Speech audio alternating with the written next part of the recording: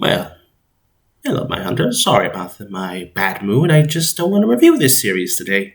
But I must because it's for archiving reasons. So today we're going to be reviewing Sword Art Online. Joyous, but as I always say, may the good hunt begin.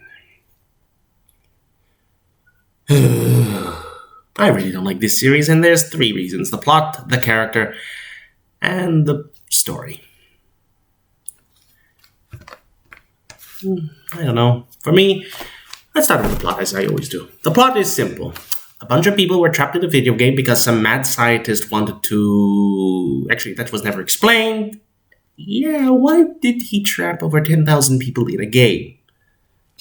Was it for a social experiment? Was it to show that humans can be evil when put in situations that are unfavorable? Or is it just to see that everybody can be just annoying to one another?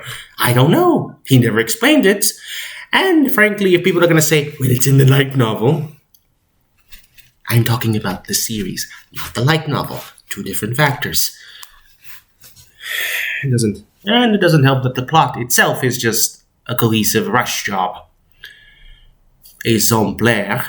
In episode 3, there was a ambush as Kirito and his guild were ambushed in a dungeon. And frankly, everyone else died, except our Lord and Savior Kirito. And then it jumped to months later when it was Christmas. How? Why did it do that? Why did it jump from his teammates dying to Christmas and he was still, in fact, moping about it?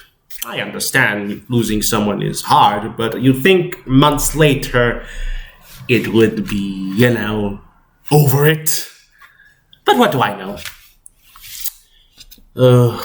That's one of the many reasons I don't like it. In fact, there are more, but I don't want to list them out. Otherwise, I'm going to be here forever. And then we have the characters. There are at least 6 main ones. Ish. Kirito, Elizabeth, Sugu, the little girl, his sister, and Asuna. I don't like the 5 of them. I only like 1 of them. And sadly, she's not used well, but that's going to be for another time. Well, not another time, in a bit.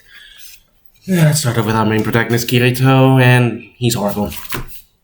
He's the definition of a Gary Sue. Someone who's overpowered and perfect in every way, which kind of gets annoying. And not likable, because there's nothing to like about him. Frankly, I can't understand why people like him. Because is it cold wolf persona or is it his... what? And then we have the other girls, which are bland and forgettable, and most part of his harem, which, if you point out to any fan, they will immediately say he does not have a harem because he's betrayed to Asuna.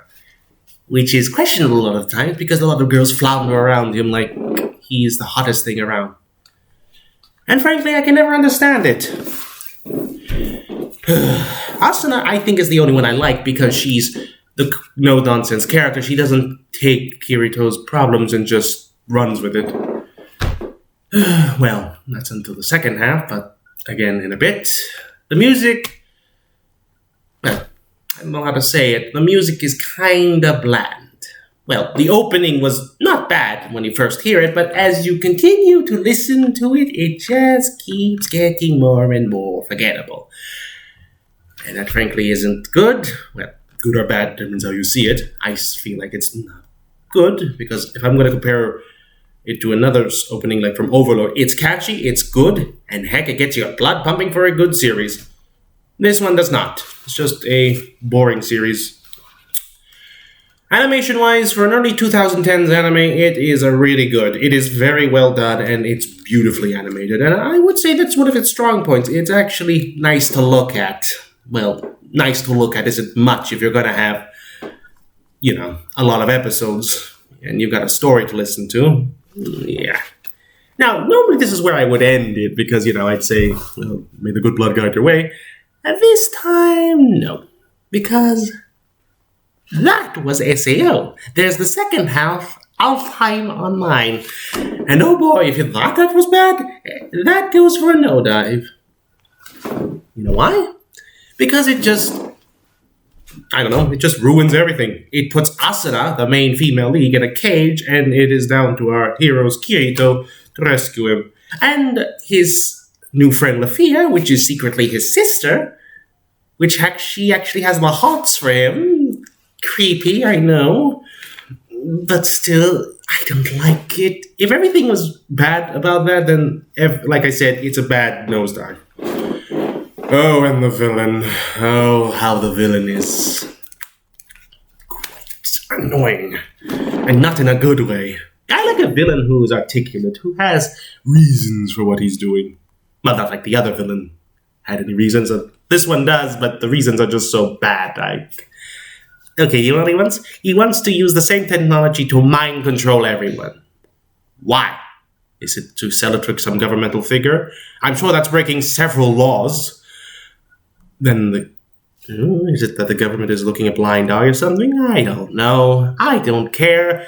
And frankly, reviewing this series is just a waste of time, but I'm only doing it because for archiving reasons. So, do you think I want to watch the series again? No. And I don't think I'm ever going to review Gun and Gale Online or the other one that I can't bother remembering.